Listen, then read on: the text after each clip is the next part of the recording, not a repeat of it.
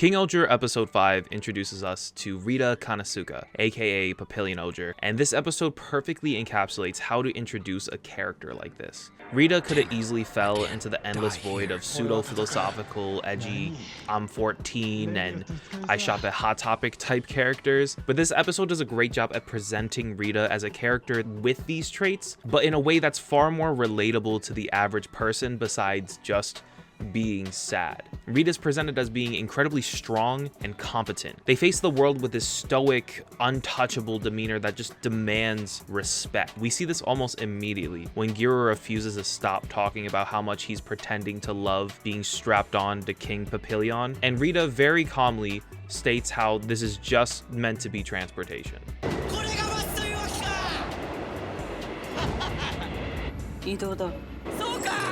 Essentially, Rita tells Gira to shut the fuck up in like the nicest way they possibly can. They're also the only character to break Gira's overlord facade through this very impenetrable, just like stoic demeanor that I'm talking about. We then see them take down an entire swarm of foot soldiers completely by themselves with like zero hesitation. And first and foremost, this is just like a really great fight scene in general. It's just really well choreographed and all that stuff, special effects, blah, blah, blah. But it shows off Rita's competence as a fighter. As in previous episodes, this would have been a whole all hands on deck type situation, but they're able to take on the whole threat entirely by themselves. In the scene after this, we see Rita confine themselves in their room with their stuffed animal. After locking the door several times, Rita begins to talk to the plush and note that this is the only time in the entire series thus far that we've seen them without their mask on. It's only after secluding themselves and literally locking themselves away from the entire world are we able to see the true Rita, which is a person that talks to stuffed animals and also makes voices for them to respond.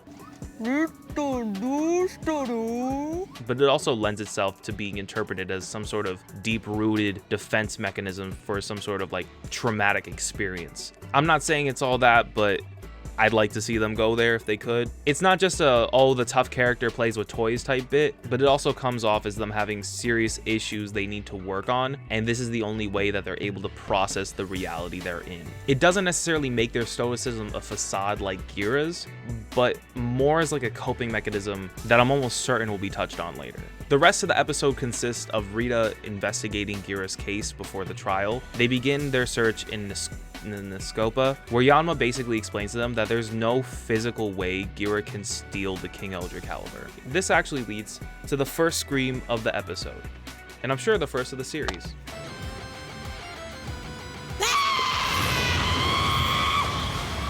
I really feel like that's going to be a running bit throughout the show. It's very important though, because it's the only time Rita breaks. Upon hearing this news, they realize that things are not as simple as they should be. They're overwhelmed, and for just a moment, they drop their stoic demeanor as if to sigh at the prospect of having to do more work than they have to. Not because they want to do this, but it's because it's what they feel as though they need to do. And they know that they wouldn't be able to live with having any loose ends because that is their job. Their job is to solve issues like this. They don't want to do it, but it's their responsibility to do so. And so they're gonna swallow it and do it anyways. It's tons of characterization packed in just 5 seconds. We then see them meet with Heracles, where they slap the shit out of them. At first I thought the fly excuse was just like a really smart cover up for the slap, but then it's revealed later that it was to get a DNA sample. So it's like twice as smart. Rita reveals this fact at the trial where they tell everyone that Gira is deemed innocent. This is of course challenged by Heracles, who doesn't know how to shut the fuck up. Rita explains how he is innocent, and they continue to double down.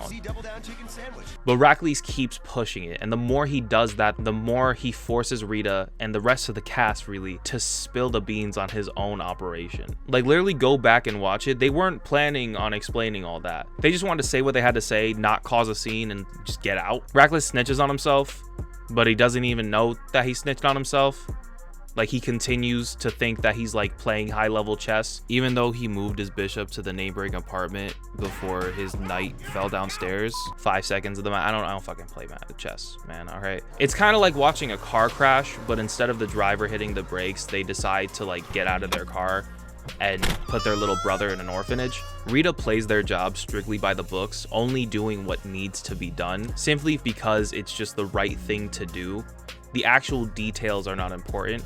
It's the outcome of the people's lives at stake that is important. The details come not from them, but from Rackless forcing them out. My favorite line from Rita in this episode has to be when they explain that the law is a spear that slays kings and a shield that defends the people. This is like if you were to distill everything about this character's motivations and like put it into a single sentence that just... It's like a thesis statement almost. I don't know, I'm not like a 9th grade English teacher, dog. Like, we're not gonna get into that. Even when Rackless threatens to invade Gokon, Rita explains how they are unfazed by the idea and double down on their assertion. Because in this trial, they are the judge, and ultimately their word is gospel. And the reason why they stick so firmly to that is because they hold themselves to a certain standard that is not meant to be tarnished, even for political reasons. We also get our first team henshin sequence with them all together, and unlike most traditional moments like this, Gira's kicked to the ground and is forced to look up at the 4 kings in front of them as they transform without him. Gira may be a king-ohger, but he's still new to the whole thing, and nowhere near to the point where these 4 seasoned veterans are at.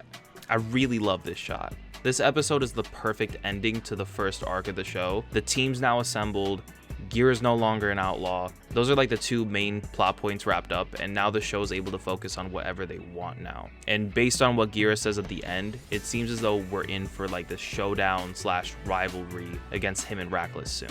And I guess we're also going to focus on finding the other 3 mecha that are out there. Episode 5 was the first episode to really put Gira in the backseat for most of it, as we mainly focused on Rita. The show tries to present their personality without being all pretentious about it, almost like the opposite of what I'm doing right now. I know some people were probably expecting me to touch on the whole pronouns debacle, but I figured it'd just be easier to use them properly throughout the video. I think that kind of conveys whatever point I was planning on making anyways.